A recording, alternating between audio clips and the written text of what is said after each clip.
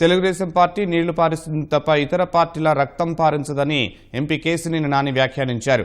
విజయవాడ తూర్పు ఎమ్మెల్యే అభ్యర్థి గద్దె రామ్మోహన్ రావుతో కలిసి నగరంలోని పలు ప్రాంతాల్లో ఆయన విస్తృత ప్రచారం నిర్వహించారు. ఆర్థిక ఉగ్రవాదులకు ఓటేయడానికి ప్రజలు సిద్ధంగా లేరన్న ఆయన రాష్ట్రాభివృద్ధికి కృషి చేసే నాయకుడికే మళ్లీ పట్టం కట్టాలని నాని కోరారు. విజయవాడ వైకాపా ఎంపీ అభ్యర్థి పీవీపీ విదేశాల్లో ఆర్థిక అవకతవకలకు పాల్పడి రాష్ట్రానికి వచ్చారని ఆరోపించారు. మన రక్తం మరకలతో ఉన్న పార్టీయా? మనది నీళ్లు పారించే పార్టీ కానీ రక్తం పారించే పార్టీ కాదు. 31 కేసులు ఉన్నాయి మన మీద, మన చంద్రని మీద ఉన్నాయా, అవతల వ్యక్తుల మీద? నిజంగా కలగంటానికి కూడా అసాధ్యం. ఇన్ని కేసులు పెట్టుకుని నేను ముఖ్యమంత్రి అవుతానికి పొడుగుని కలగంటానికి కూడా అసాధ్యమైంది. మరి ఆ వ్యక్తి ఎట్లా కలగంటున్నాడో నాకైతే అర్థం కాదు. నేరస్తులకి, క్రిమినల్స్ కి, గోండాలకి, భూ కబ్జాదారులకి, కేడీలకి ఓట్లు వేయడానికి ఇక్కడ ఆంధ్రప్రదేశ్ లో ఎవరో పిచ్చోళ్ళు లేరు.